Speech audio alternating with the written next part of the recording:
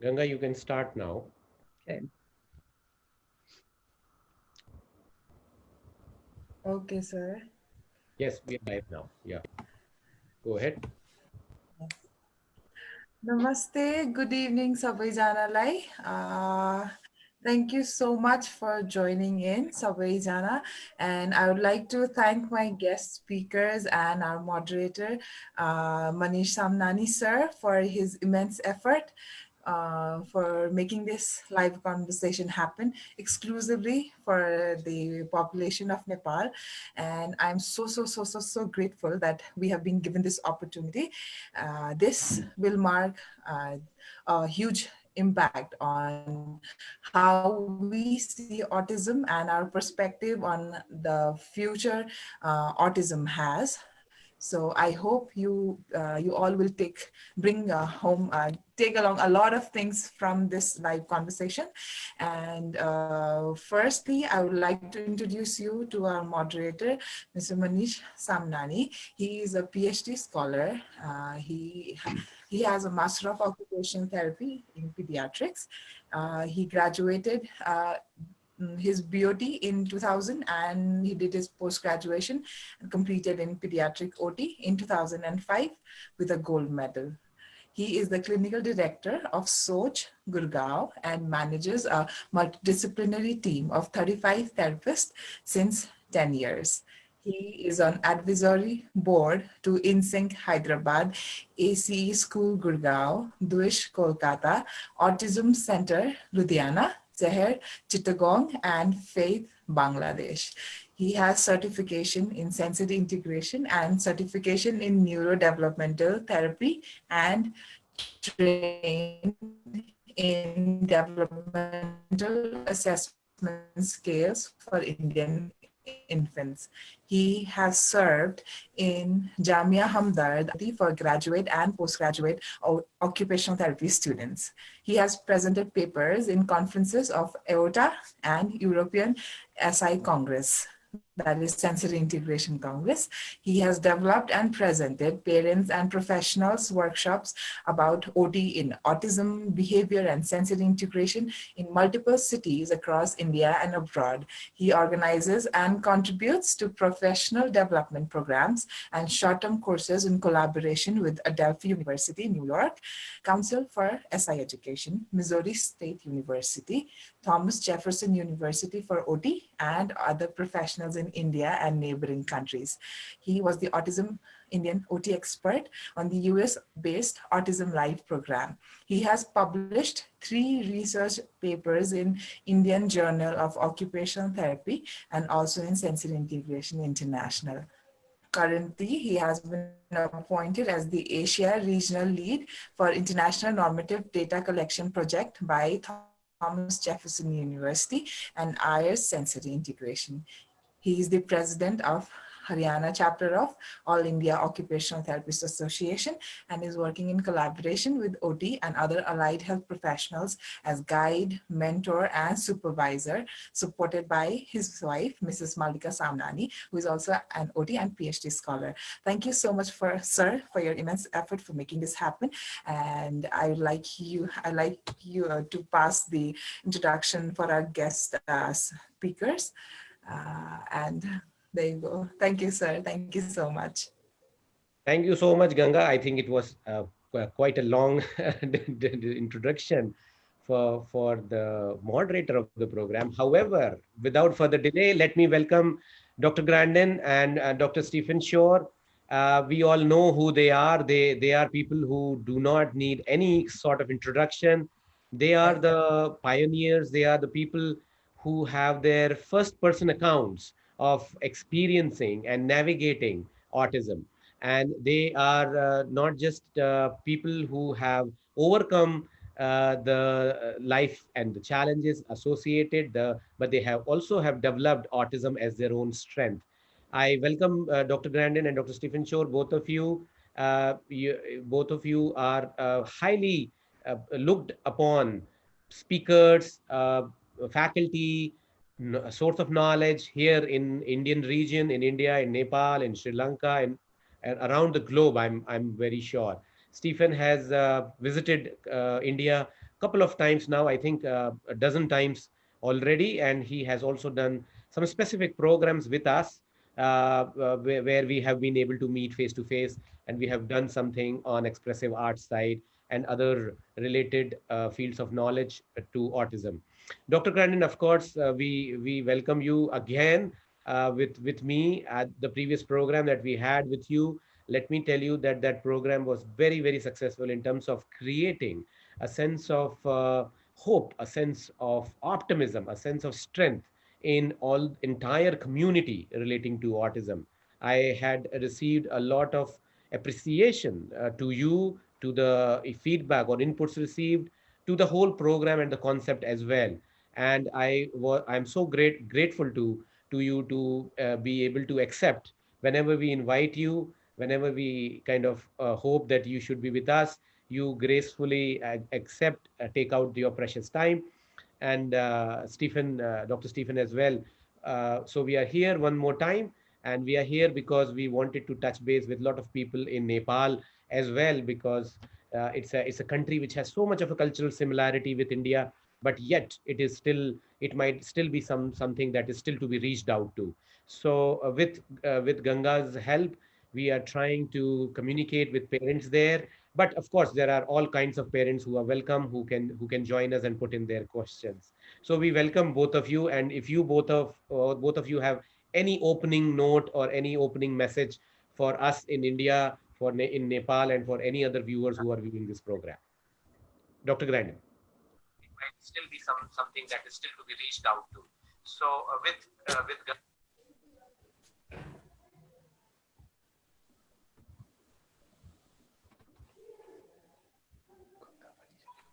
Dr. Grandin, if you would like. Yes. Okay, do you want me to start? Yes, Yes. you start. I started last Okay. time, you start this time. All right, then I'm going to just start out, introduce myself. I'm Temple Grandin. I am now a professor of animal science at Colorado State University. I've been a research scientist and a professor now for 30 years. And I've designed all kinds of equipment for our livestock industry. And when I was 4 years old, I had no speech. You see, the thing about autism is when the children are very little, 2 years old, 3 years old, may not have speech, may have a lot of repetitive behavior, do not interact with people. That's the way I looked. A child can look really severe when they're extremely young. But if you do a lot of teaching with that child, I was one of the ones that got me talking. See, autism is what's called a continuous trait. What does that mean? You can have somebody who's a little bit socially awkward that had no speech delay, but have a few of the traits. I had speech delay. And then there's some, when they're young, they've got more problems like epilepsy, but it's a true continuous trait. And you cannot tell when the child is 2 or 3 what the outcome's going to be. But the research shows very clearly that you've got to work with this little kid who's not talking. I don't care what the diagnosis is. Little kids that are not talking, people need to work with them. Start playing turn-taking games. A lot of that was done with me. If the child is spinning a coin, then let's take turns spinning a coin, or take turns playing with a toy car. They're a little bit older. I was taught how to wait and take turns with board games, just simple board games. You've got to engage them. Other things I was taught was how to eat correctly with utensils, taught to dress myself. The worst thing you can do with little children that are not talking is to just do nothing. Let them just sit in the corner. The research is very, very clear. The younger that you start working with a nonverbal child that's not talking, the better results you have. And before we went live, Dr. Shore was talking about the importance of giving the child a way to communicate. I can remember the frustration when I was 3 years old of not being able to communicate something that I wanted. And the one way you can have sign language, or you can have a picture board, but they've got to have a way to communicate. And you start off just teaching the names of toys, names of foods. And it's very important to speak slowly to the child. My speech teacher would hold up a cup she'd hold up a cup, a coffee cup, and she'd say, now you say cup, and she'd say cuppa really, really slow. She'd say cuppa very, very slow, and then she'd alternate and say it regular. And then I was praised, for saying it. There's kind of three ways that you can have a problem with speech. Even though the child is not deaf, can pass a hearing test, when the adults talk really, really fast, it just sounds like blah, blah, blah, blah, blah, blah, blah, blah, blah. It just went into gibberish. That's why it's so important to slow down. Or you can have, I also had problems with getting my speech out. It's like having a big stutter. So it's really important when you're working with these little kids to work in a quiet environment. And when you ask the kid to say a word, give them time to respond. Their brain works at a slower speed. You've got to give the child time to respond. Another issue that you can have with a lot of these kids is sound sensitivity. They might start screaming at the train station or some other place where there's a lot of loud noise. They might not like something that makes a lot of loud noise. Now, sometimes a child can tolerate a loud noise if they make the noise. Let's say it's just hammering nails into a board somewhere. So you let them do it where they control the noise. Or it might be a bell that hurts their ears. You let the child control the noise. Now, obviously, they can't control the noise in a train station, but you give the child control. He might want to put on headphones to block out the noise.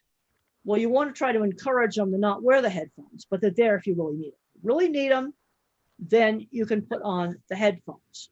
But there's been some children that could not tolerate a very, very noisy thing. And when they were given control of it, or then they learned to tolerate it better. But sensory problems are real. There's also some other kids that will have visual sensitivity. They get confused if there's a lot of just visual stimuli. So oftentimes things will work better if you get them in a quiet place to work with them. And so I want to work on speech. Also want to work on basic skills, eating, dressing, using the toilet, basic skills. Kids that will have often parents and teachers help the kid too much. He's trying to put on his coat. Some of these children have motor coordination problems. There's a tendency to help too much. You've got to just kind of stretch them to do new things. Now, somebody else had something to say. Talk about turn taking. I need to let people do that. I wasn't sure if someone wanted to take a turn. Now, the thing about autism is Einstein, the famous scientist, the theory of relativity, he had no speech until age 3. When he was a young child, he definitely did not have normal development. And look at what he accomplished. See, this is where you have a big range. And then there's some individuals that will never learn to speak. But some of these individuals who never learn to speak can learn to type on text messaging program, it's regular on a phone. It needs to be a tablet or a bigger phone. Learn to type. They can learn to communicate with a picture board. They can learn to do simple jobs. There's often a problem with underestimating, some of the things that they can do. On the individuals that become completely verbal, like me, you will tend to have uneven skills in school. Good at one subject, really bad at another subject. And this can be highly variable. When I was 8 years old, my ability in art became apparent. And my mother always encouraged my ability in art. You want to take the thing that the child is good at and build on it. Build on the thing they're good at. Now, I would just draw the same horse's head over and over and over again. Some other suggested drawing the entire horse. Maybe draw where the horse lives. Where do I ride the horse to? I broaden it out. And you may have some other children that are, autistic and socially awkward that might be really good at mathematics or maybe computer programming. And if they're good at these things, then give them more advanced math. Some of these kids are musically gifted, but in order to determine if a child's musically got musical skills, he has to be exposed to musical instruments. Children get interested in stuff they get exposed to. Now, when I was very young, there was a little flute that children played where it had little holes you had to finger. I could never learn how to play it, but at least I was given a chance to try this flute. And another kid is going to love this flute and become really good at playing it. I used to like to make things as a child. I spent hours making kites and parachutes and experimenting with them. These are things to encourage. And when I got older, I was kind of the odd kid. And where I had friends was through the shared interest. Maybe it could be flying kites together. I know, and thinking, in some countries, kites are really, really popular hobby. And that would be an interest that the child with autism could, do with another person. We've got to start looking at what they can do. The famous physicist, Stephen Hawking. Okay, Stephen Hawking, famous physicist. He studied black holes in outer space. He became completely crippled in an electric wheelchair. He had to use a thing that where he used his eyes to control a computer cursor to write. So he wrote very slowly. But the thing that he was really good at was doing mathematics in his head. And Stephen Hawking had a really good thing to say about disability. He said, concentrate on the things. Your disability does not prevent you from doing well. So let's say if a person got their legs injured and they were in a wheelchair and the top half is good, they can work in an office. They can do a job on a computer. We've got to start looking at what the person can do. There are some individuals that remain completely nonverbal. Now, I'm not that interested in the labels, whether you label them intellectual disability or autism. You have an individual that's nonverbal. Now, if he's been taught to dress himself, some of them can do a job. And they like doing a job where they feel that they are contributing. I heard about an adult that was that one teacher started working with. He was running off all kinds of problems. They were making him do stupid, busy work that he knew was fake work. So they put him to work doing some real work, stacking wood. It was a job that needed to be done. And he knew the difference between real work and fake work. We got to get more of the attitude of what the person can do. And you take somebody like Stephen Hawking, and you can look up his videos online, and you can see he's an electric wheelchair, very, very big disability. But he did mathematics. He could think mathematics in his head. It's the one thing that all his disability, where he could barely move, had no effect on mathematics, that he could do in his head. And now when individuals get older, I've seen people with a label of autism not learn how to work. Academic skills are different than work skills. And you need to start teaching work skills young, like chores around the house, just cleaning the house, just helping with the food preparation, learning to do a job. It's also very good for them to learn how to do a task where somebody outside the family is in charge of that task, like maybe helping out in the marketplace. You've got a vendor there that's selling vegetables. So each afternoon he works on setting up the stand and helping them sell the vegetables, where somebody else is the boss. When I was a teenager, I basically ran a horse barn. I cleaned stalls. I put the horses in and out of the barn, but that taught me working skills. I'm seeing some situations where a child may do very well academically, but hasn't learned work skills. Now, I've worked in heavy construction for 25 years, working on big food processing plants. And it was interesting to see who designs different parts of this gigantic factory. And there's two kinds of thinkers. There's visual thinkers like me. And if you watch the HBO movie, it shows how I think in pictures. Everything I think about is a picture. There's another kind of mind that does more mathematical types of engineering. And when you look at factories, they very clever equipment, like maybe a machine that packages food. That's usually made by the visual thinkers, like me, not by the mathematicians.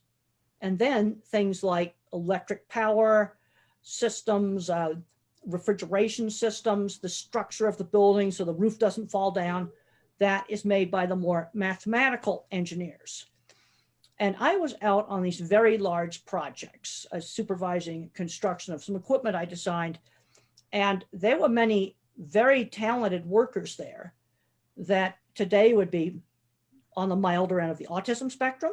They were maybe dyslexic with a reading problem, or maybe kind of hyperactive, attention deficit. About 20% of these really smart people. And we wouldn't have gotten the plant built without them.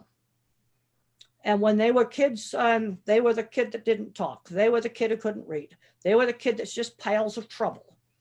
And another thing that really helped me was my good teachers, starting with my mother. She made sure I learned how to eat correctly, got my skills. I had a wonderful teacher in primary school.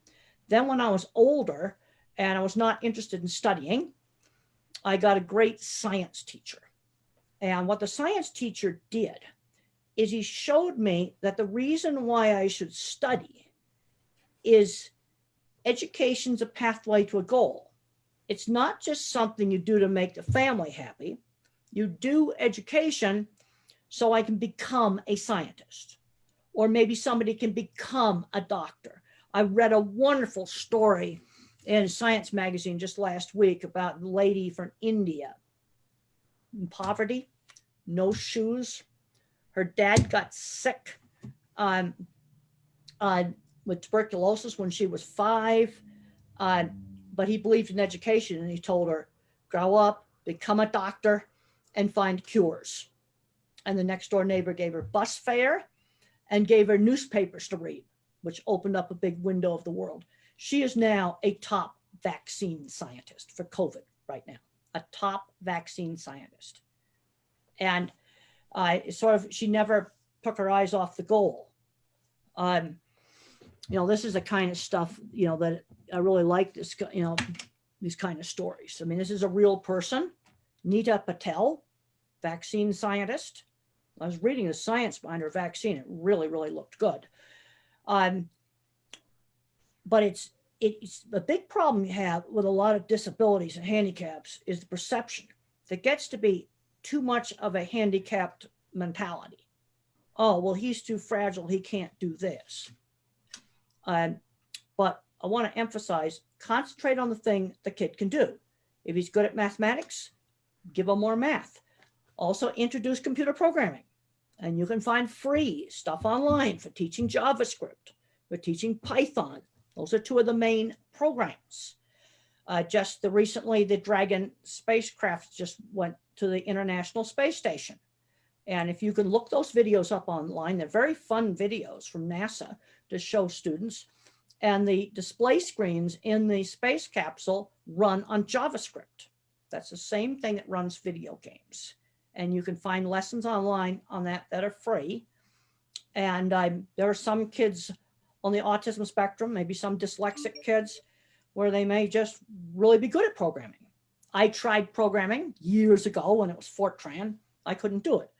But this is where work on the things that the individual can do. Well, I hope we're going to be getting some questions. I'm not seeing anything in the chat. Usually when I've done these talks, there's lots of things in the chat, I'd like to have somebody ask me some questions. Sure, Temple. We do are receiving questions. I was hoping that you would complete your this thing and then I will start. But before I take up the question, Dr. Stephen Shore, if you would like to give some message, some opening note for parents in this region. Yeah, I certainly will. Be glad to. So a lot of what Temple said, I've seen that play out over and over for autistic individuals. For myself, after 18 months of typical development, I was struck with what I call the regressive autism bomb. And that happens to about 30% of us on the autism spectrum. So at 18 months, I lost functional communication, I had meltdowns, I withdrew from the environment, and in brief, I became a very autistic little kid. There was so little known about autism that it took my parents a whole year to find a place for diagnosis. And when they did, the doctor said, this kid is too sick, send him to an institution, because that was the prognosis for an autism diagnosis in the early 60s. Send them to an institution. Maybe if things go very, very well, they could do some simple job like pushing a broom, cleaning the floor. However, my parents, fortunately for me, they advocated on my behalf.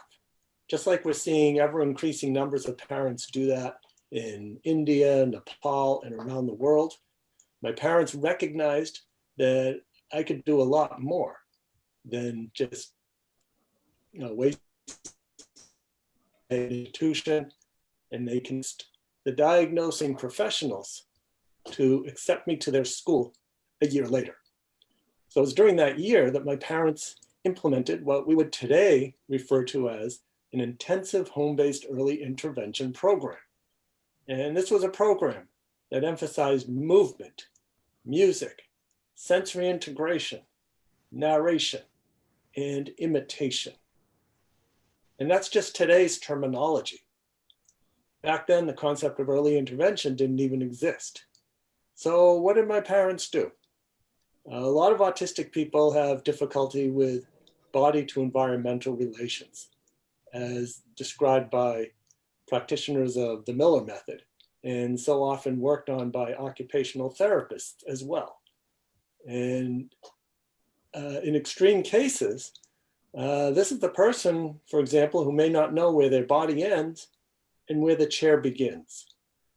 In more mild cases, this is the person who is a bull in a china shop, someone who's clumsy, knocks things over, doesn't recognize their own strength. And so movement is so important for people like us on the autism spectrum. Communication, getting into my world. So my parents desperately tried to get me to imitate them, and that didn't work. Possibly due to a difference in mirror neurons, it may be difficult for autistic people to imitate, especially when young. Mm-hmm. So my parents flipped it around and they imitated me. And similarly to what Temple Grandin was talking about, you have a kid that's spinning a quarter, spinning a coin round and round. You don't just take it away, but you use it as an entryway or a lever in which to develop interaction.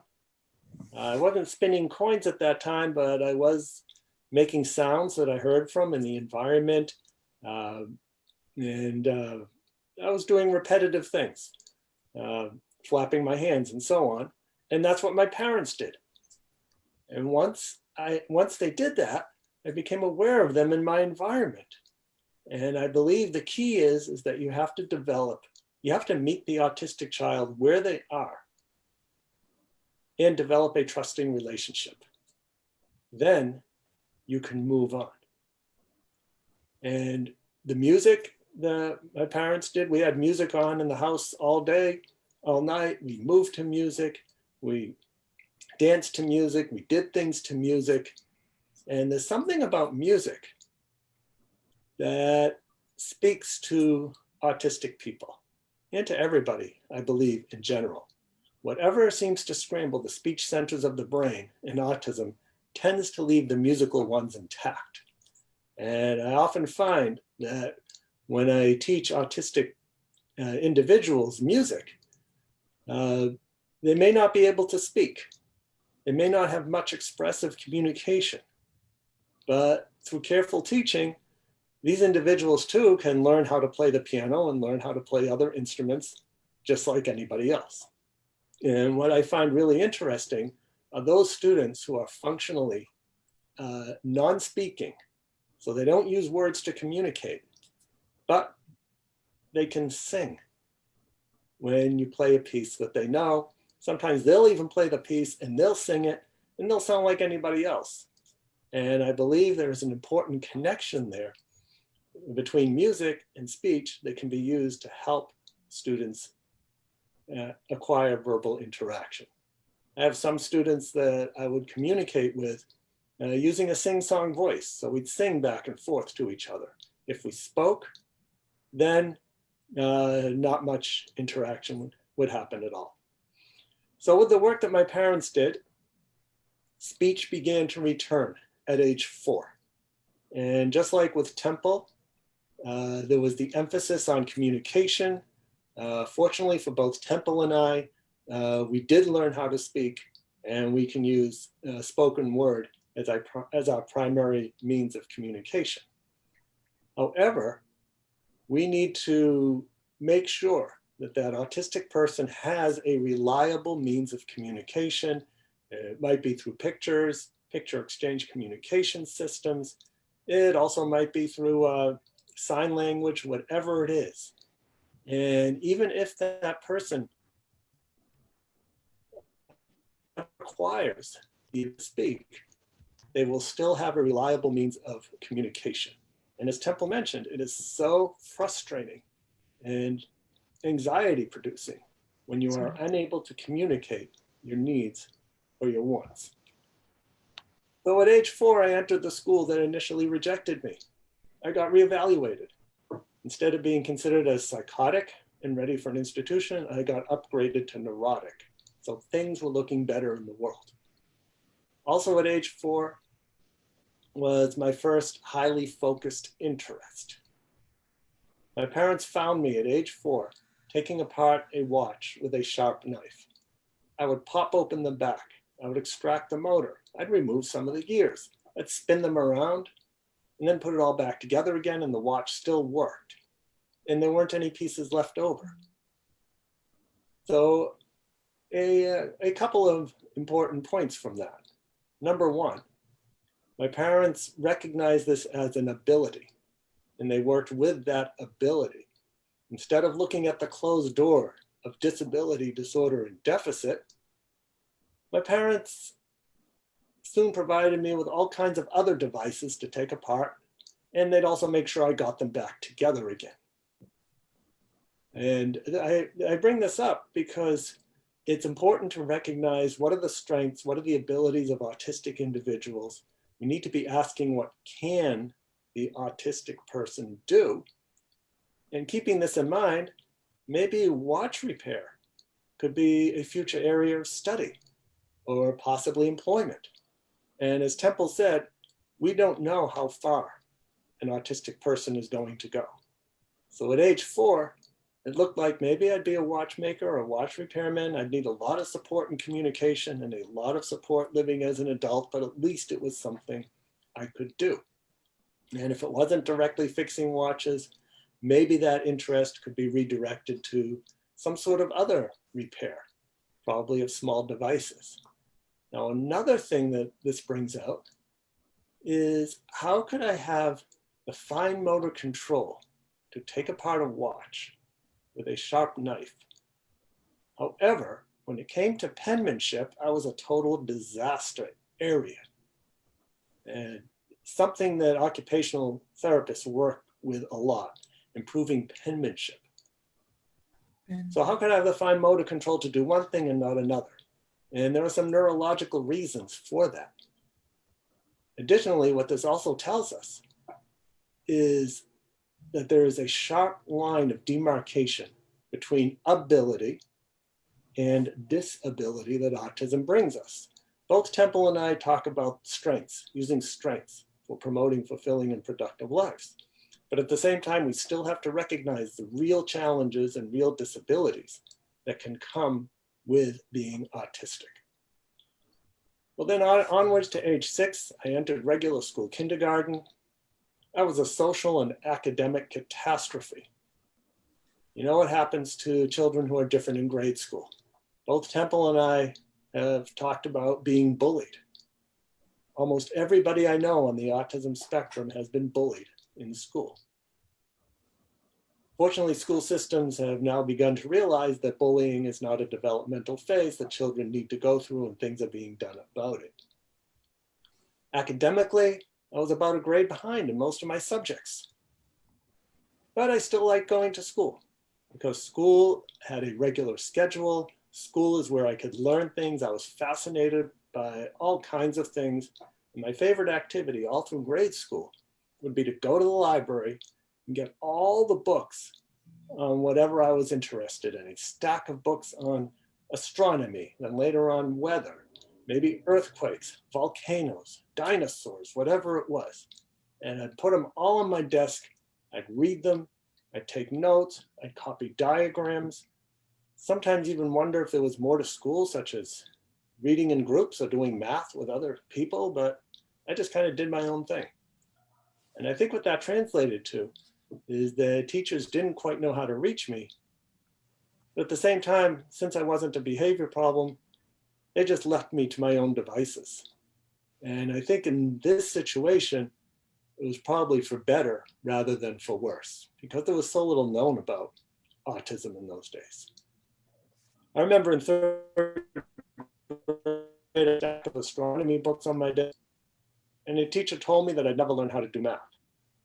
But somehow I've learned just enough math to teach statistics at the university level.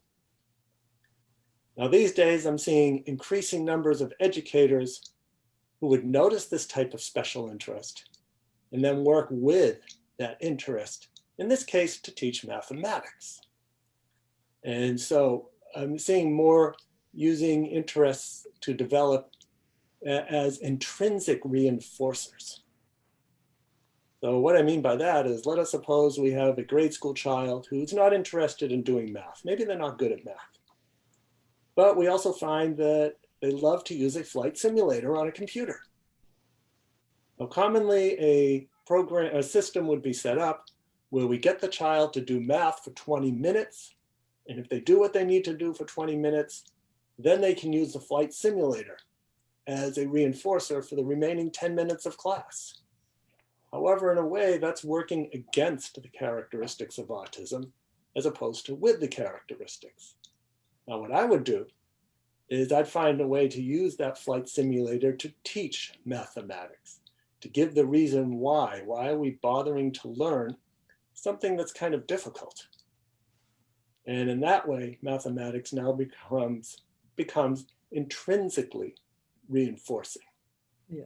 And we don't have to fade away an extrinsic reinforcer.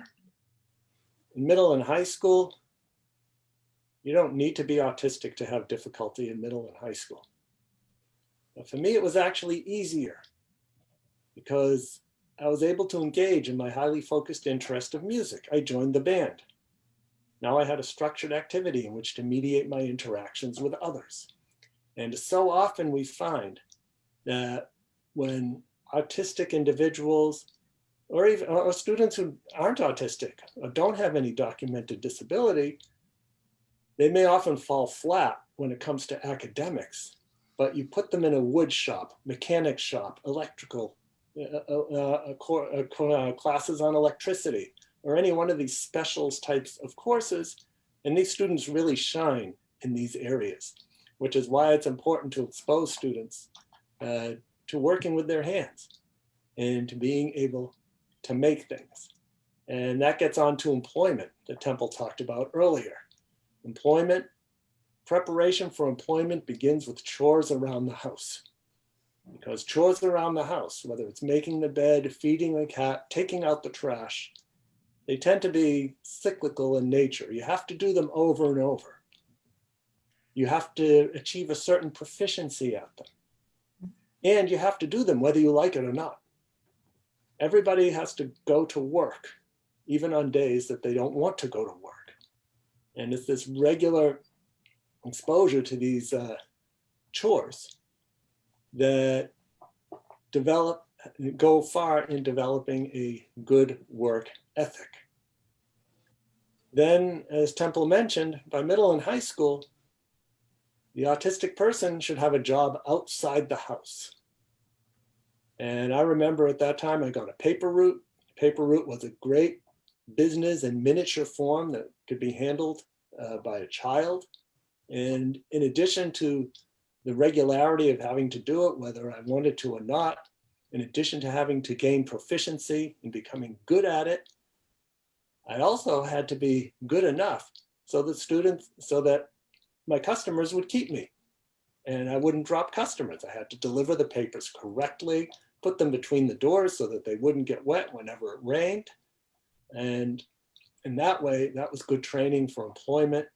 Later on, I got fascinated with bicycles, and I did with bicycles what I did with watches. I could take a bicycle apart down to the ball bearings and put that back together again, which eventually led to employment as a bicycle mechanic in high school, and then later on in college. And fixing bicycles was a great way to pay for college. And I remember plastering my college campus with thousands of signs advertising that I could fix your bicycle too. And I'd get all these phone calls, and I'd have up to a dozen bicycles in various stages of repair in my room. And it was great. I could spend all day on Saturday, fix bicycles, and come out with maybe $200 at the end of the day, which was much better, much more interesting to me than doing a boring work study job as a security guard. Now, another thing that needs to be addressed is living with other people. I wonder how my roommate felt about having all these bicycles on my side of the dorm room. It wasn't on his side of the dorm room, it was my side of the dorm room. But still, it was probably something that I shouldn't have done. And my older sister, upon finding out about it, made sure that I just got those bicycles out of the room, except when I was fixing a particular bicycle. But otherwise, they had to be stored somewhere else.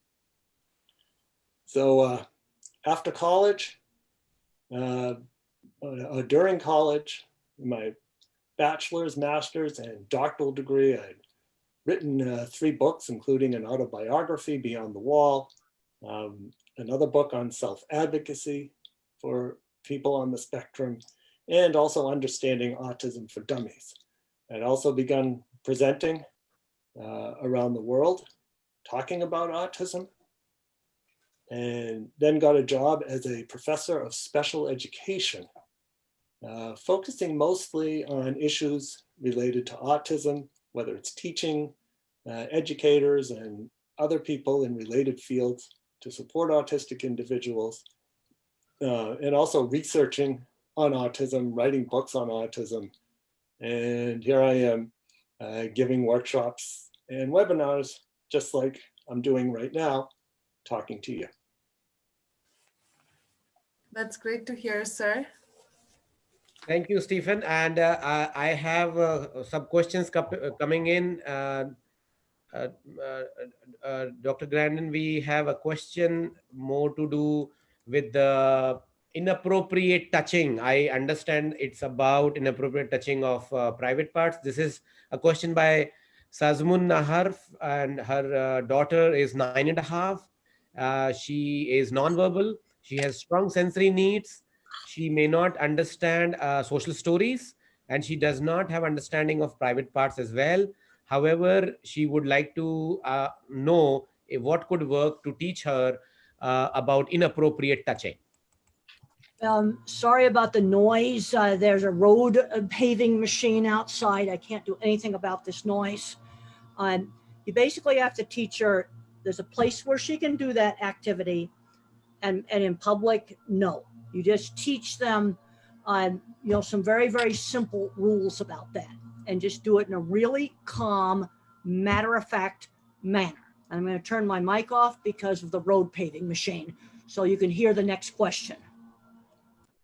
So another question is about is from Anna K, and her question is how to motivate children without using reinforcers, because she feels that they act like bribes, or sometimes they are even how to not use negative reinforcers. Uh, Basically, how do we instill a sense of enthusiasm or thrill in doing household chores, on doing ADL studies and physical activities in children? Put my mic back on. Uh, Give the child some choices of household activities where you could do the dishes or you could sweep the floor. Just simple choices, which give the child some control of it. Also, some activities are intrinsically motivating. Like for some individuals, music, they just like to do it. And then there's other things, it's just work you have to do, but give some choices. That will help. You are going to do chores, but you'll give you a choice of 2 different chores.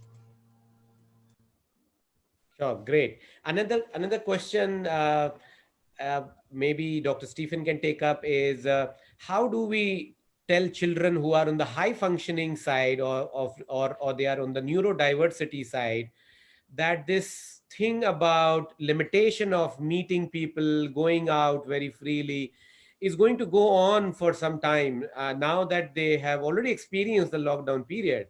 However, we all understand that it could be something that it would take a little more time, and it is a little more new normal. So Nupur Tiwari's question is about how do we tell children, how do we explain to them that the adapting to this new normal is something that is going to last for some time. Well, for the person who is neurodiverse, or someone who is at what we sometimes call the high functioning part of autism, now described as autism spectrum disorder, needing level 1 supports, it means we have to explain to them in a way that they can understand what a virus is. And in doing so, why we need to keep safe from viruses, and how vaccines have been developed for some viruses, which is why we don't have them anymore. But for the COVID-19 virus, we are well on our way to developing a vaccine. And teaching that individual to do their own research online about the status of the COVID-19. Fortunately, it looks like that there's a couple of companies who are well on the way to developing that vaccine, and that until that vaccine makes its way to the public, we are going to have to maintain the current lifestyle. Now, that said, we can still maintain contact with other people. We can still engage in activities as long as we do it in a safe manner. For now, most contact is going to be electronic, just like we're doing right now.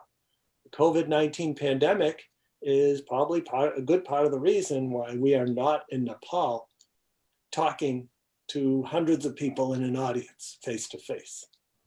But eventually we will get there.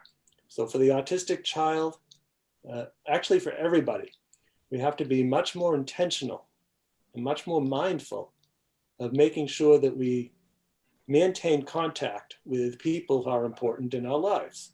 And we have all kinds of electronic ways to do that: instant message, Facebook, Zoom, whatever it might be. So that way we can still remain in contact. Dr. Grandin, one of the very interesting questions is about how do we make children with autism to think and work without using prompts or stimulus? Well, when I was a little kid, things like using utensils properly at the table to eat, that was just sort of expected. Again, give them some limited choice. It's important for the child to have some control over their environment. They're going to have to do work, but give them, especially when they're first learning, some choice of the work that they have to do. I think that's a very important thing. The other big problem I see, regardless of the person's ability, is too much of a tendency to overprotect. Well, he has a hard time putting on his coat, so we'll just put it on him for him. That's some of the things I would do. Sure. Uh, Dr. Grandin, this question is especially for you by Pragya Pradhan, and she's asking, hi, Dr. Grandin, as an autistic individual, which phase of your life did you find the most challenging? Childhood, adolescence, or adulthood? Adolescence was the worst part of my life. I actually had a very, very good speech teacher when I was very young. Primary school up to age 14, that was good. High school, bullying, teasing, worst part of my life. And for about 3 years, I did not study.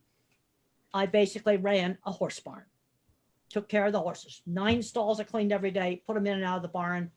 And the only places I was not bullied and teased was where there was a shared interest, riding horses, building electronic devices. Those were shared interests. For Stephen, it was music. You see, that's an activity that you can do with other people. But one thing I learned from that horse barns, I learned how to work. And in about one semester, I made up a lot of the academics I had not done. But I had learned working skills during that time. Every day, 9 stalls, clean them, fed them, feed the horses, bring them into the barn, let them out of the barn. I was in charge of the horse barn. And I look back on that, I'm realizing I'd learned important work skills from that. And I was proud of the fact that I was responsible for the care of those horses. And that has intrinsic motivation. They would trust me to take care of those animals.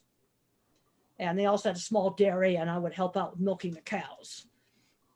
And this also got me interested in the livestock industry. This gets back to exposure. If Stephen hadn't been exposed to that watch when he was a child, and they actually then let him do it carefully with a knife, he might not have gotten interested in mechanical things and showed the ability to do mechanical things.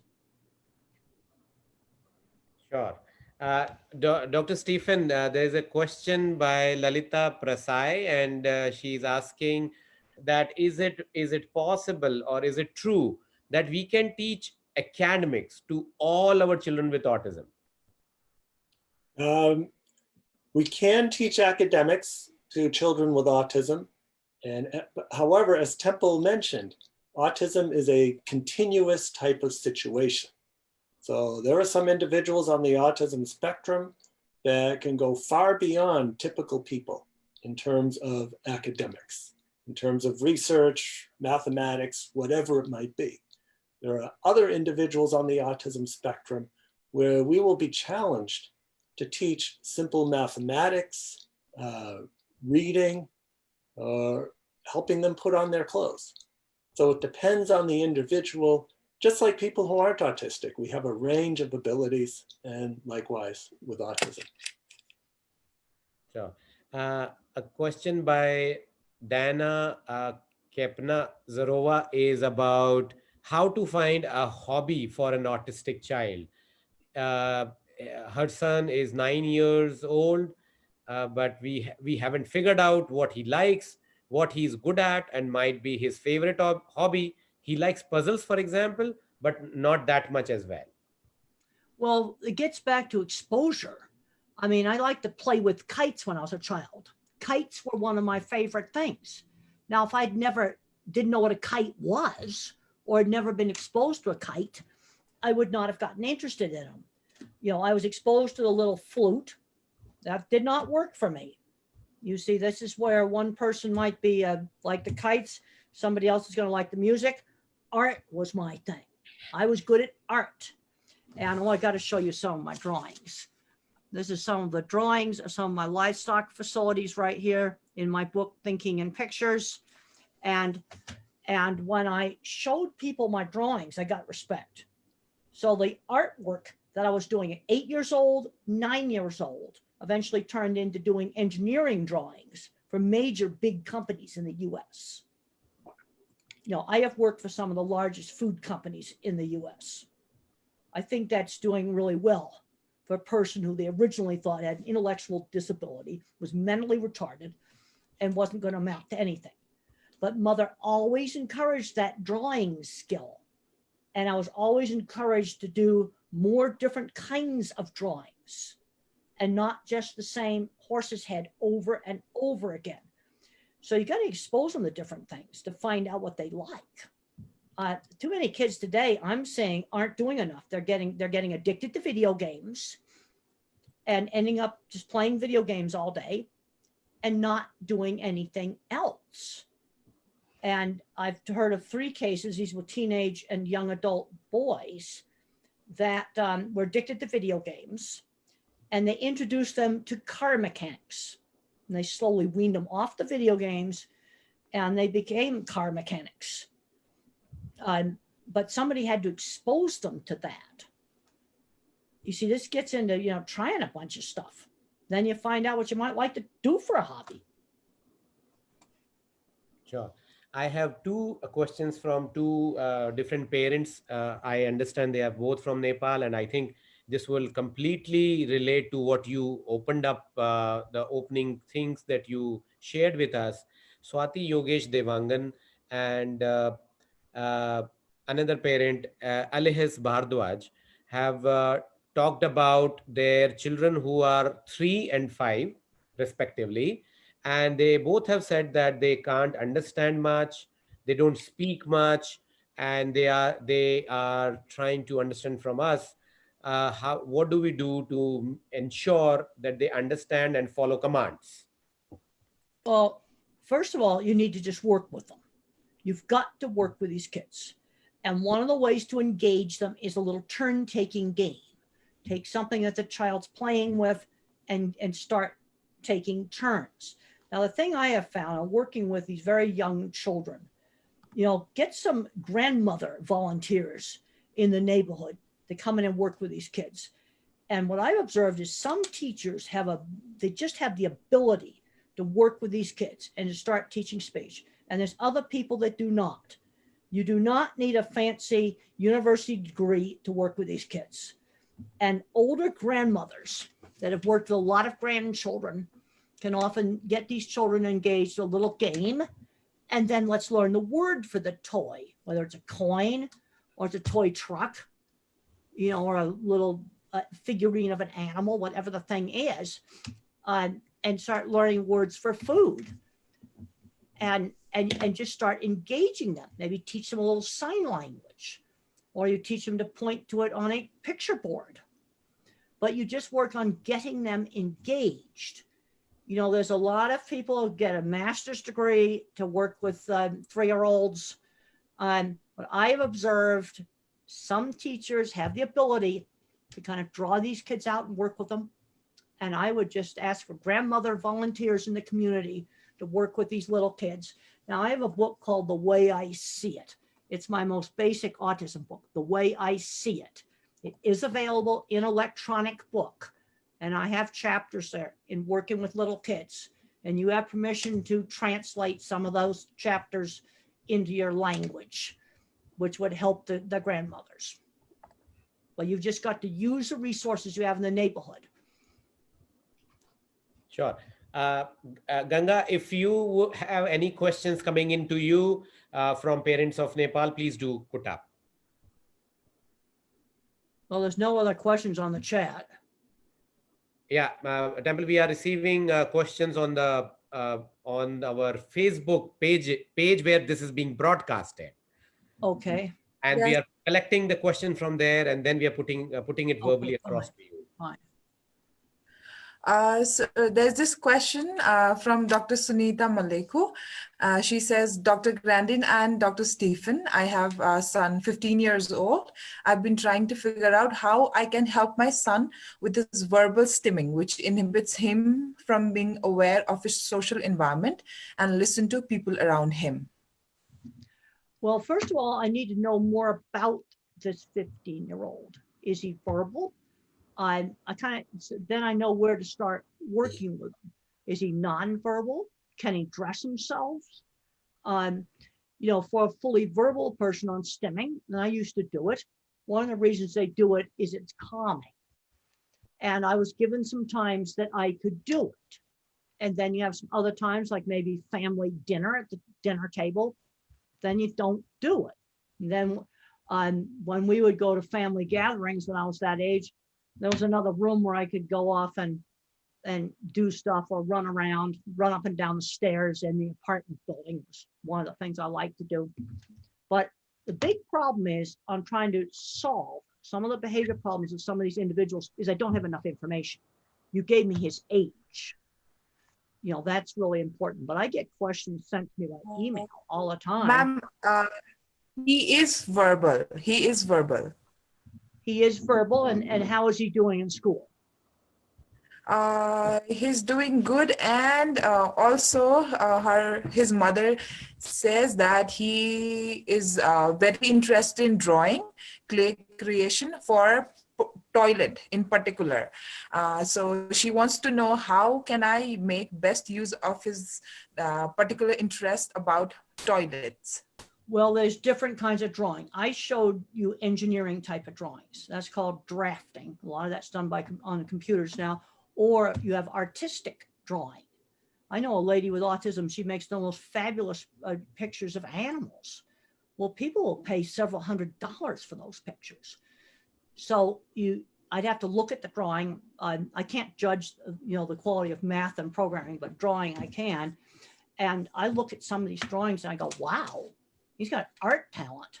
He could do commissions, because the way I used to sell jobs when you're weird, when I went in for an interview, I would take the drawings I showed you there in the book, print them out, lay them out on the table, show photographs of jobs.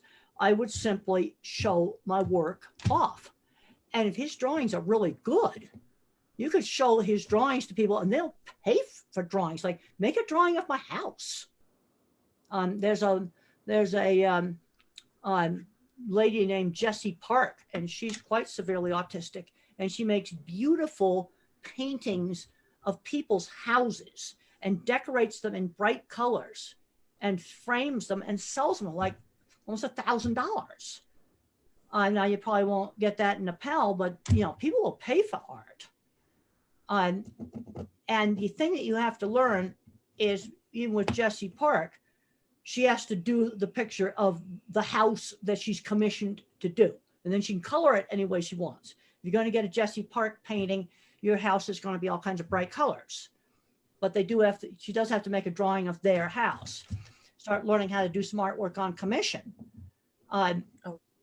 That's how I started. When I was in high school, I had a little sign painting business. Well, now signs are all done electronically, but I would make signs like for businesses. The first sign I ever made was for a place that cut ladies' hair. And I made a sign for her business. And I had to make a sign that they would want. And I don't think they would have liked spaceships on the sign. So I put a picture of a lady with a nice hairdo on it, because that's something that they would want. So I'd work on developing a drawing talent. And hopefully, and I haven't seen his art, so I take something they're good at. I developed my ability in art into industrial design. There's kind of two parts of engineering. There's a more artistic part of engineering, that's industrial design. And then you've got the more mathematical part. Remember, I talked about the food plants. Boilers and refrigeration, it's more mathematical. Packaging machine. Look inside your printer. You got a big fancy printer, look inside all the mechanism that feeds the paper. That's stuff that a visual thinker or someone like Steve would be good at designing. So you got to kind of visualize. I'm a visualizer, so I'm visualizing, where this person, could do something. And then when it comes to stimming, you have some places where you can do it, because it does calm you down, and then some other places you absolutely don't do it. You're trying to land a job, that's when you don't do it. Now, maybe you can run out in the parking lot after you got the contract signed, and then you stim in your car. Oh, that brings up driving. All right. If I hadn't learned to drive, I would not have had a career with the livestock industry designing things. There's problems with multitasking in autism. Multitasking is difficult. So for driving, I drove 400 kilometers on dirt roads before I went into traffic. It's going to take longer to learn. You see, what you do is you practice and practice driving in a very safe place, like maybe a big parking lot at a stadium when nobody is there. Now with COVID, the stadiums are shut down. So you've got this big parking lot as stadium, and you start practicing there, back roads, and maybe 20 minutes a day practice, maybe a month of that, and then very carefully start to go into traffic. But driving was essential for my career. Or maybe it's driving a motorcycle or a motorbike. Again, do the same thing with it. If it's a motorbike, let's learn to just ride a bike first. Let's just start with a regular bike, one that Stephen would have been repairing in his storeroom. And then we get a small motorcycle and we practice maybe on some dirt where if you fall off, it's not going to wreck you or the motorcycle. You don't just work into it slowly. I actually have, sorry, Stephen. Yes, please go ahead. Yeah, Temple is absolutely right about that. I was weird too when I was a kid. I probably still am weird. And I remember my first formal job where I got a paycheck at the end of every 2 weeks was working in a noisy restaurant cleaning tables. And that was just a basket full of sensory violations. I knew it wasn't going to work for much longer. And it made me realize that I needed to do something that I was interested in and that I could moderate my sensory input. And there were the bicycles. So I got on my bicycle that I built from the ground up and I made the rounds. I rode my bicycle to all the shops in the area. There were about a dozen of them. I'd go into the shop, I'd locate the manager, and then I would nerd into my bicycle with the manager and start talking bicycle geekery with the manager. After a period of time, I'd ask him for a job. It took about 11 times, but on the 12th time, I did get the job. And what I realized now, what I did was using the portfolio method of showing my work to the person who has the power to hire, getting that person interested in my work. And then after they were interested, asking for the job. And what also is good about that is that it short circuits all of this hidden curriculum and unspoken rules of doing a good interview. Interviewing for a job is one of the most social things anybody can do, except perhaps dating. And what do you have to do? You essentially have to get the interviewer to like you. You have to know the type of eye contact and all kinds of nonverbal communication, which us autistic people can learn. We can learn all that stuff. How many times do you pump somebody's hand? 3 times when you shake their hand. Everybody does that. However, autistic people need to learn that. We can learn it, it's easy. However, if we're focused on how many times do I pump the person's hand, how much eye contact do I make, what do I do when I sit across from them? Do I sit directly 180 degrees across from them? Or do I turn the chair slightly to the side and be less confrontational in nature? We can learn all that. However, if we're thinking about all of this, how much is left to focus on the job? So there was no eye contact with the manager. We were looking at my bicycle. I didn't have to shake his hand because we were focused on the bicycle. Right. By the time I asked him for a job, he knew I knew my way around a bike. I just put my drawings out on the table. I would lay my drawings out on the table, just like it was shown in the movie, pull out photographs, because I did my stuff was pre-electronic. Now it might be on a tablet or a computer. Show them photographs. I had written articles for industry magazines. I had copies of the articles I gave them. I just took the portfolio and laid it out on the table. I call that the 30-second wow. And they go, wow. I sold Cargill, one of the biggest food companies in the world, by sending the head of Cargill a portfolio. That's how I sold jobs, selling the work. Same thing that Stephen was doing with the bikes. I have a question that you would be able to would be have your own personal experience for sure.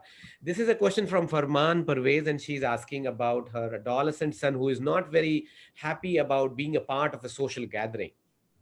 So her question is about what do we do to make him comfortable to be a part of a Well, social okay, gathering? first of all, I need to know his age. This is really important. An Are you the adolescent, 5-year-old here, or a teenager, or an adult? teenager.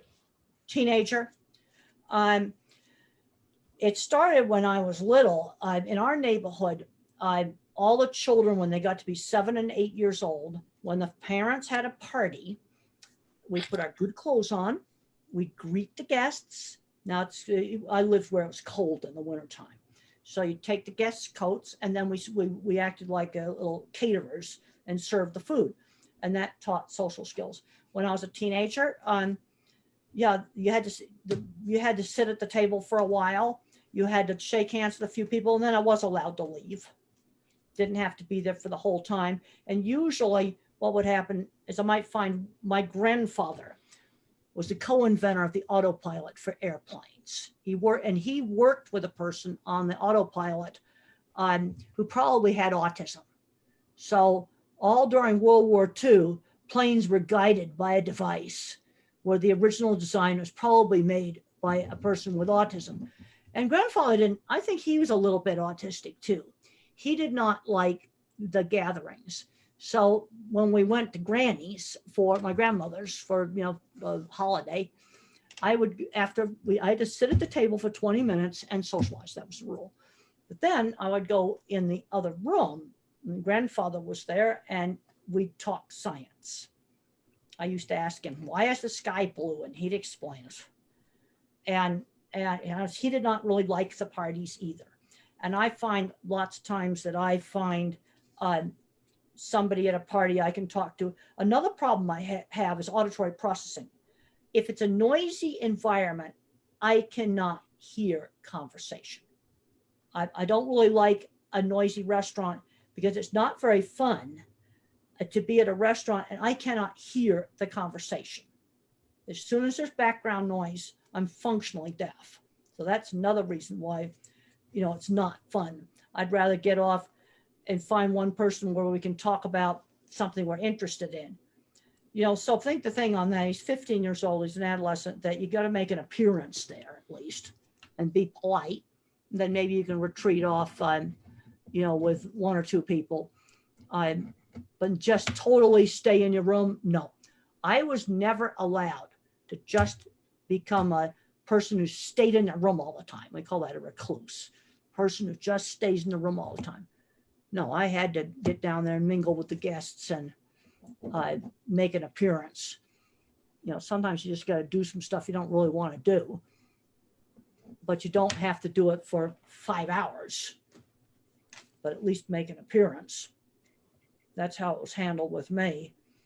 But when I was a young child, being these my brother had to do it too, and he's not autistic. He had to be a little party host when he was 7 with his good suit on. And he said it helped him in his job. He's a banker. He's just retired now from banking, vice president of a bank. And he said that those parties where he had to be that host helped him socially. And he's not autistic. And he did not like the parties. He hated them. But he realized that they helped him talking to older men. And that's how he became a bank vice president.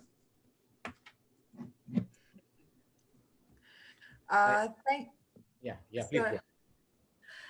Thank you, Stephen sir and Temple ma'am, for actually mentioning driving. One of my clients, he was very excited to see people ride a bicycle, and he he got into a bicycle just once with his mother's help. He enjoyed it, but then he did not go into that bicycle again. He would just not like to ride it again. But why is it so? Well, Is it some kind of vestibular problem or? there is a balance problem. I was slow to learn to ride a bike. And one of the, what motivated me to ride a bike, all the kids in our neighborhood were going to go on a bike tour, and they were going to go to the Coca-Cola bottling plant. And I couldn't go because I didn't know how to ride a bike. Mother did not take me there. She said, now you're going to learn how to ride a bike. So we got on the soft grass, and I did fall off a bunch of times, and then I learned to ride a bike. So I think some of this in the beginning is that there are some coordination problems sometimes in autism. And then once I learned to ride a bike, I was just fine. So, you know, you got to move in a bike. It's going to tip over if you don't you can't be still in it. But I'll never forget that. And, you know, some moms would say, oh, well, I'll just take the car and take you to the Coca-Cola bottling plant. To this day, I've never been in a Coca-Cola bottling plant. I've been in a beer factory, a whole bunch of those, in the wine factory, but not a Coca-Cola bottling factory. Thank you, ma'am. So we have one more question that the parent says that I always thought it would be very difficult to teach driving as it needs social awareness, social etiquettes. What would be your opinion on this? You just learn the rules. Mhm. Stop signs mean stop.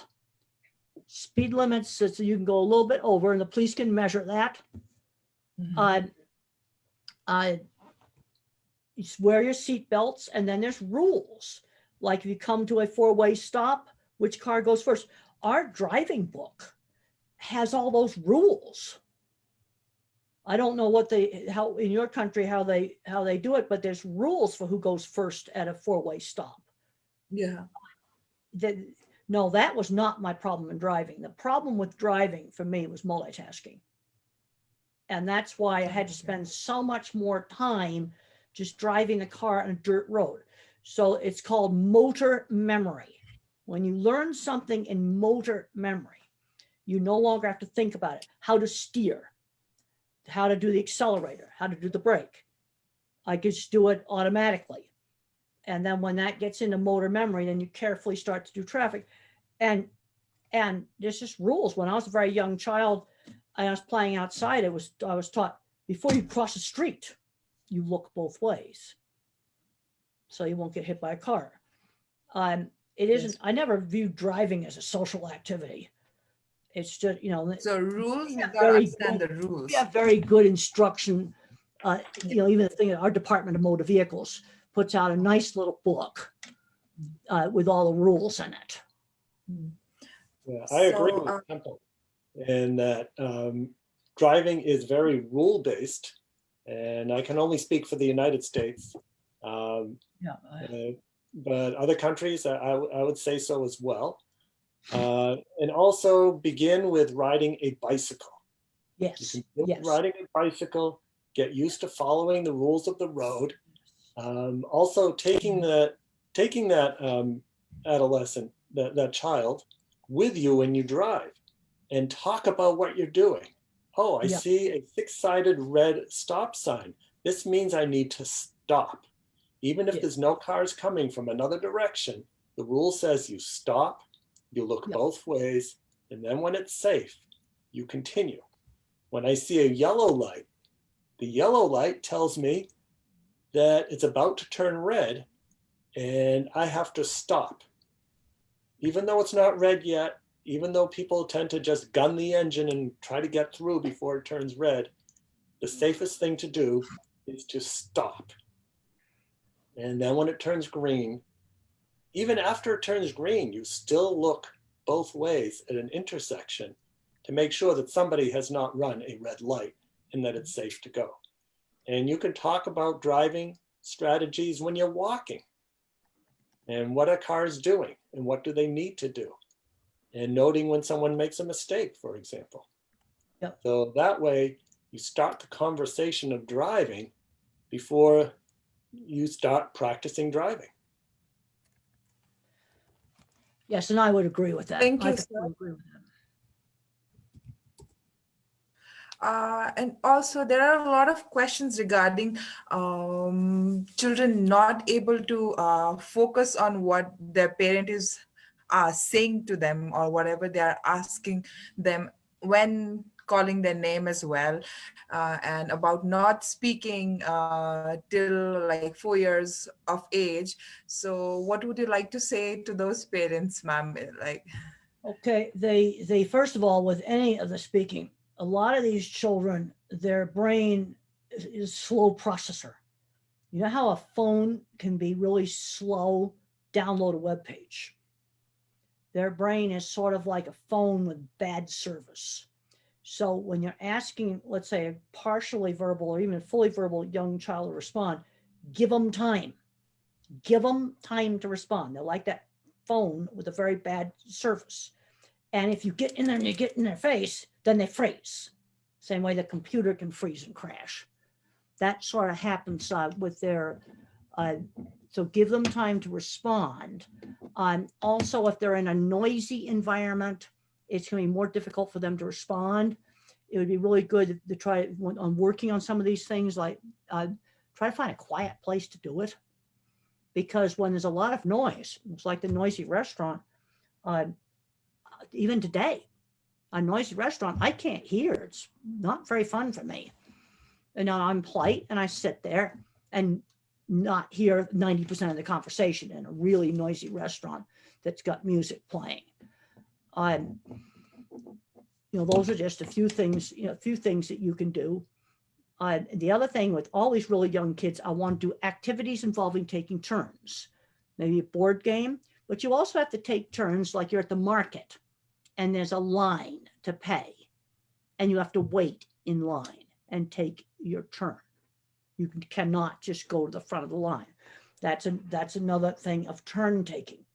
That's one of the reasons why when I was young, there was so much emphasis on learning how to wait and take turns, because it also helps reduce impulse control.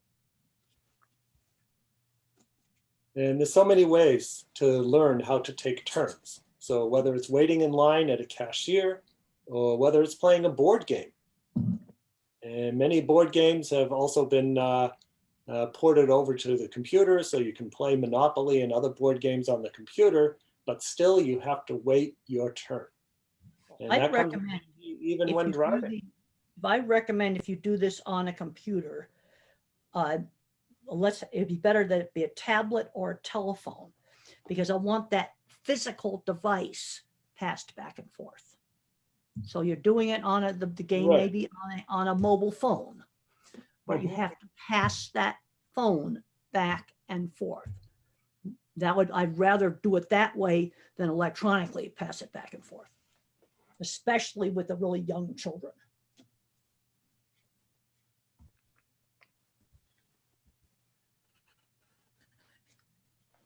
Any other questions? Ganga, any other questions, or can we conclude? Ganga? thank you, ma'am. Quite her. What should I do? To both of our speakers, in your long journey in the world of autism, what is your perspective on individuals who are both deaf and on the spectrum? This is from a school psychologist, and her team works with deaf children. So she has found that in neurotypical deaf children who do not have language access at home, they're present with language deprivation.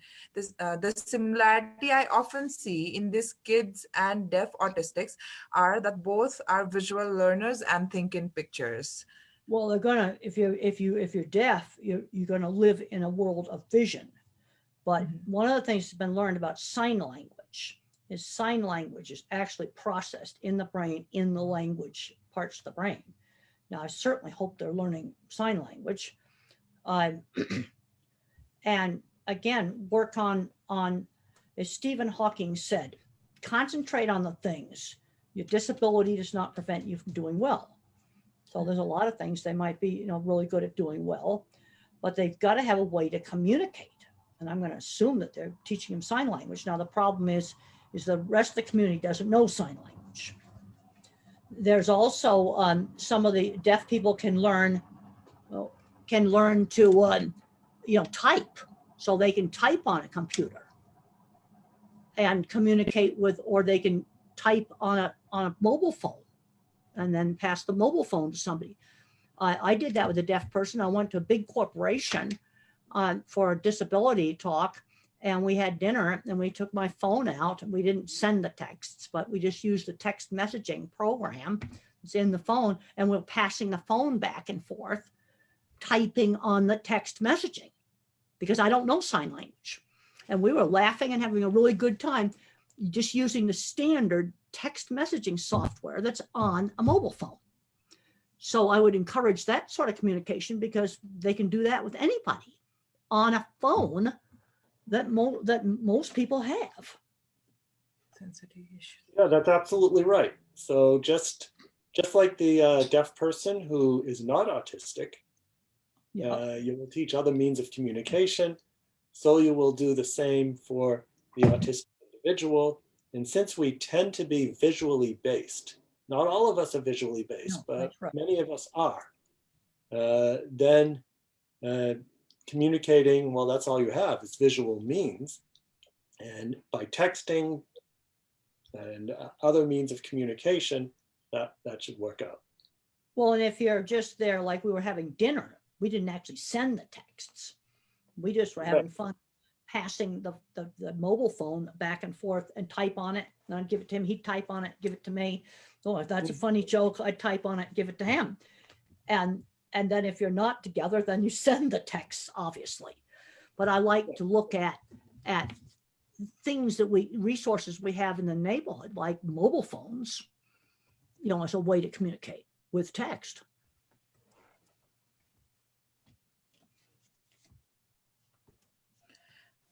Okay. Are there any questions, Ganga? Or Sir, what do we have to say about stimming? Like every kind of stimming, verbal stimming or echolalia, and fascination with spinning objects, stimming in general. Is it a sensory issue or is it a behavioral issue? Well, let's just separate things out. Echolalia is not necessarily stimming. Let me talk about how the brain handles. There's 3 ways that language can be not work. I don't hear it properly. When the adults talked fast, I went blah, blah, blah, blah, blah, blah. That's called auditory processing. And you can have that problem even though you're not deaf. Then there's expressive speech. Couldn't get it out. Now the child that's echolalic might be repeating a TV show or a movie script and saying it very clearly, but he doesn't know what it means. So what you need to do with an echolalic kid is to take some of those phrases and sentences from that movie and work it into the real world. He's got to learn that language has meaning. Now there's other kinds of stems, verbal sounds that can be extremely distracting. I think some of the best thing to do with stimming is kind of have, well, you got a place where you can do it and some places that we try not to do it. And then some of the most distracting stems are verbal stems where they make some kind of sound. But the other thing is always I'm trying to find something that this person's interested in that I can expand. There was a boy that liked to rip paper. So his mom started having him make art out of ripped paper. And he's Grant Monnier, the eco artist. The eco artist. He does beautiful work. And she took his ripping paper and turned it into something useful. And he does beautiful art now. And he sells it for hundreds of dollars.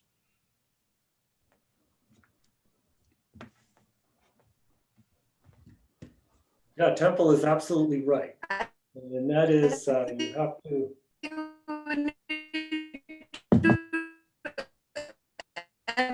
Okay, Steve, you're not broadcasting. All these as a vocational act.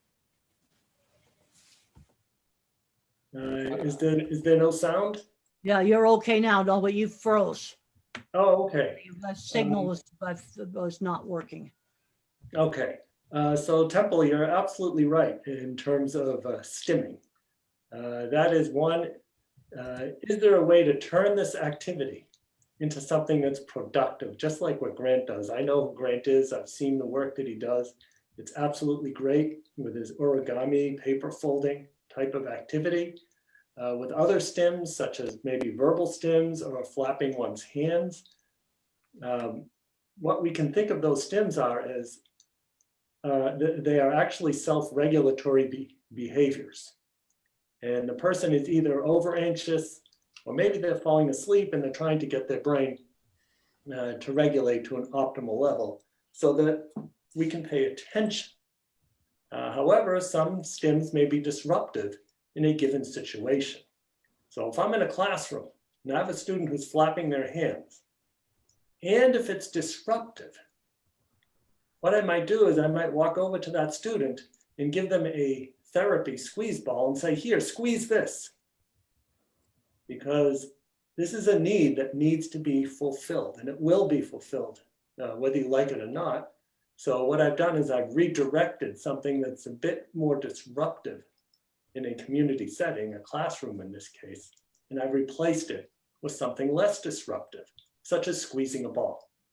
Well, and you go to these big trade shows, and every commercial company has little squeeze animals they give out that's livestock. I even have a squeeze oil field equipment vehicle.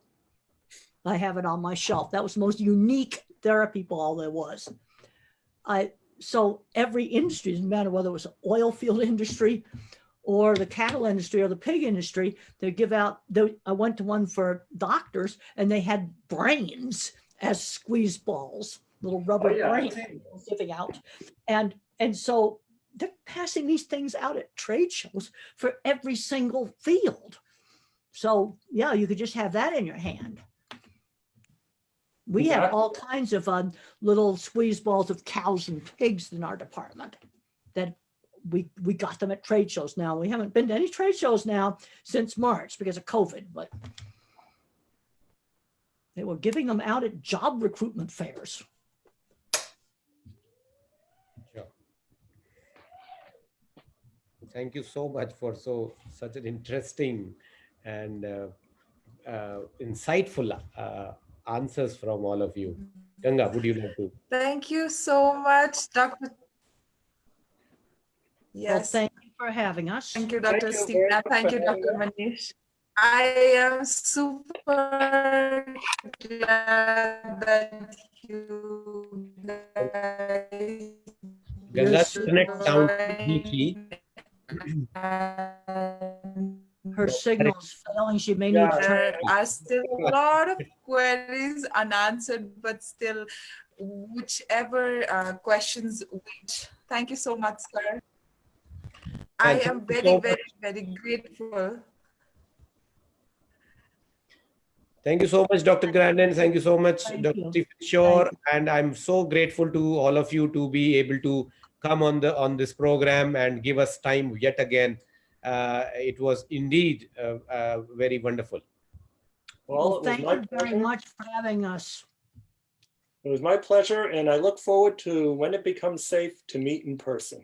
Absolutely. Yes, I look forward to that too when we get the vaccine. It would be an honor. Thank you. It's been really good talking to everybody. And we just got to start working on we got to start looking at what's something that this individual can do that he can be. That's right. Yeah. Yeah. Yes, of course. That's the key. That's the key. So, yes. Okay. And bye, everyone. Okay. Bye-bye. I'm going to sign off. Bye. Yes, we sign off. All right. I'm going to leave the meeting now. Thank you. Thank you. Thank you very much. Good night, everyone. Thank you. Good night. I mean, it's night. Hi, Stephen. Yeah. Hi, Manish. I should stop the recording first. Oh, yeah. I stopped the recording, and I'm also going to stop for the